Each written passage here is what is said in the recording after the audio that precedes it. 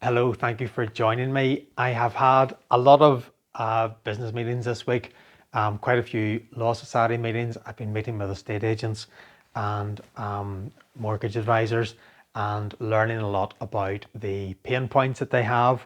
But so much of what I've done this week is actually confidential. It sort of leaves me with very little to talk about.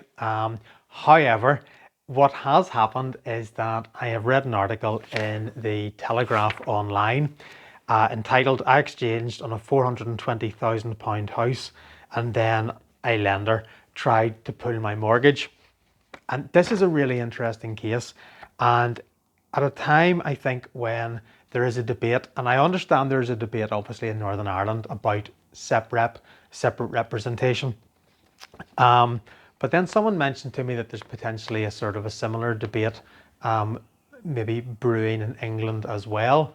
So I thought I would actually look at this in a bit more detail. The link for this I'm going to try to put in the post, or if not, the comment. It's in the Telegraph and it's not actually behind their paywall, so you can actually read it. To summarize as quickly as possible, the lender did a valuation on a property in July. The valuation came in at 410,000, which was 17,000 less than the purchaser had offered. Essentially, then there was a bit of toing and froing between purchaser and vendor about the price, and the lender then got in touch to say that if no progress was made within 7 days, the application would be closed and the purchaser would lose her mortgage deal. At this point, the seller agreed a price of 420,000, and I received my mortgage offer in October, and the offer was valid until the 19th of March this year, 2023. So based on all of the above, I exchanged last Monday, putting down a 10% deposit, which was £42,000. My solicitor checked with the lender that there was nothing outstanding ahead of exchange and that my mortgage offer was still valid. The next day, the lender emailed my solicitor to say that they couldn't release the funds. The house valuation was about to expire and we still had a few weeks until completion. My broker, my solicitor and myself had all been completely unaware of this deadline. My mortgage is valid until the 19th of March, but apparently this fact is now irrelevant. I've read every single document that this lender has ever sent me. This includes the terms and conditions, my mortgage offer and my valuation report. The valuation expiry date is not mentioned anywhere. My solicitor, mortgage broker and estate agent all say that they've never come across a situation like this in all the years they've been working in the industry. Effectively,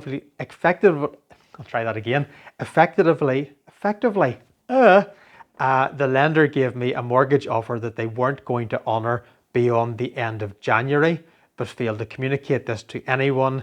I am in serious risk of losing my £42,000 deposit, and now the lender wants to revalue the house. So the consumer champion in the Telegraph, Katie Morley, has said that, well, has agreed that she risks losing the 42,000. Interestingly enough, the consumer champion contacted the lender to investigate. And I quote, "Days passed and I heard nothing. I sent several emails to its press office, all of which went unanswered, leaving me to wonder whether I was being ignored. In the meantime, the client was getting more and more stressed. Someone then came back from the lender to do a new valuation, and with property prices reported to be on their way down in many areas of the UK, the client feared the worst. Then the lender did an about turn, saying it would honour the mortgage after all, and a spokesman said he had missed my emails due to high levels of spam.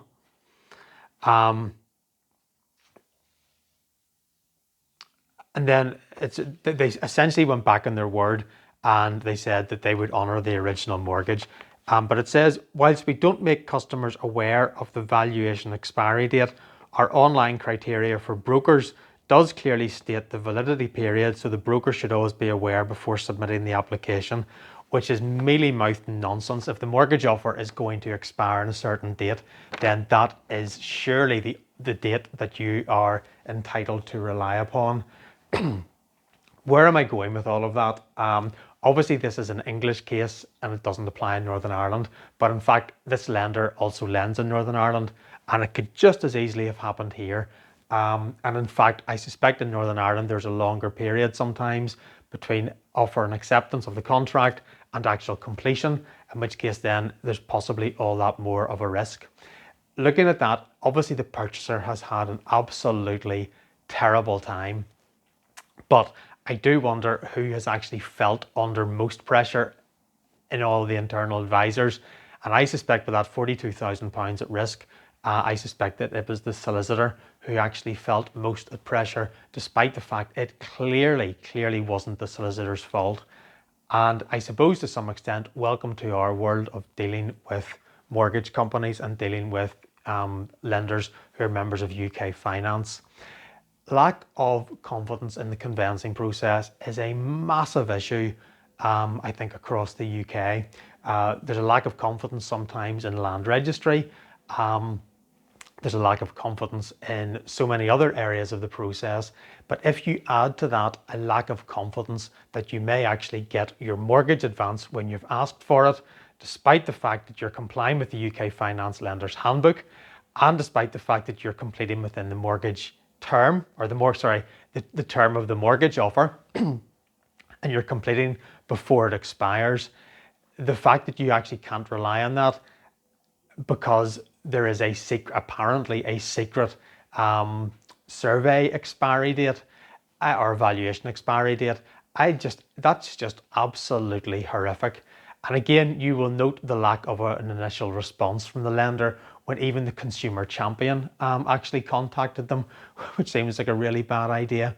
Is it any wonder that solicitors, certainly in Northern Ireland, but also I understand across the UK, are maybe talking about this whole idea of separate representation, where a solicitor shouldn't act for the lender and the borrower and should just act for the borrower, where a separate solicitor entirely acts for the lender. As I've mentioned before, I think this debate is possibly looming in Northern Ireland. The experience of dealing with lenders in Northern Ireland for solicitors is just absolutely horrific. I know it's not great in the rest of the UK at times. I think we sometimes feel even worse in the poor relation because so much of the lenders portals and things like that, and so much of the lenders which are based in Great Britain, they just seem to have very little cognizance or interest in actually finding out about how we actually do conveyancing. And I think they're shocked to find that our conveyancing processes are actually slightly different. And that can lead to issues with mortgages and what have you.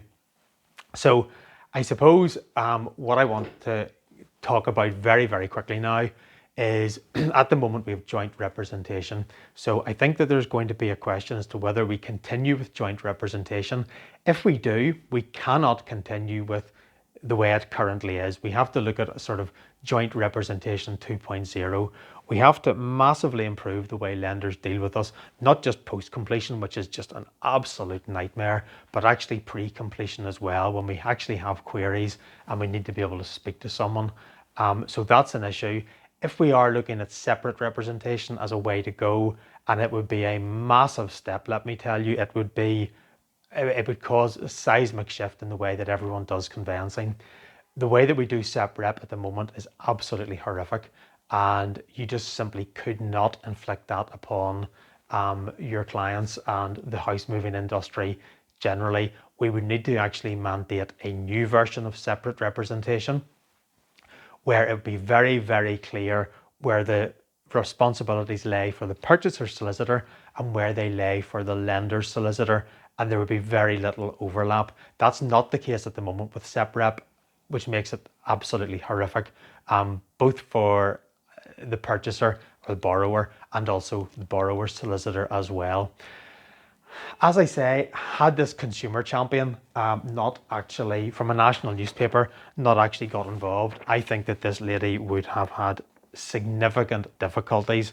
And as I've said before, this is the sort of the issue that we have to deal with on a day-to-day basis. If the legal profession doesn't have confidence in either the conveyancing process or the lending industry and how it works, then that will massively impact on our ability to get completions through, to obviously to the detriment of everyone. So hopefully this has been of some interest. As I say, I will pop the link to this very interesting article in the comments. Have a great weekend and more next week.